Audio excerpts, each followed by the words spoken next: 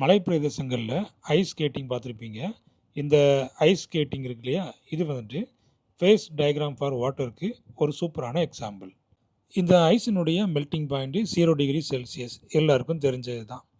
அப்போ எப்படி இந்த ஐஸ் ஸ்கேட்டிங் மட்டும் நல்ல ஸ்மூத்தா கிளைட் ஆகுது அப்படின்னு யோசிப்பீங்க. அதுக்கு காரணம் என்ன அப்படின்னு பார்த்தீங்கன்னா, இந்த மாதிரி நம்ம வந்துட்டு அந்த கிளைடிங் பண்ணும்போது ஒரு ப்ரெஷர் குடுக்குறோமா? அப்படி ப்ரெஷர் கொடுக்கும்போது அங்கே ப்ரெஷர் இன்க்ரீஸ் ஆகுது.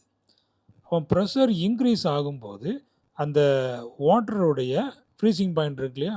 0°C வந்துட்டு கொஞ்சம் கம்மியாயிரும். அப்படி கம்மியாகும்போது அந்த ஐஸ் இருக்கு பாருங்க, உருக ஆரம்பிச்சிடும். இந்த ப்ரெஷரை நம்ம இதில் கொடுக்கும்போது ஐஸ் வந்து உருக ஆரம்பிச்சிடும். அப்படியே ஐஸ் உருகிச்சுன்னா கொஞ்சம் அதில் வாட்டர் வருமா? வாட்டர் வரும்போது அது ஸ்மூத்தாக அது போகுது.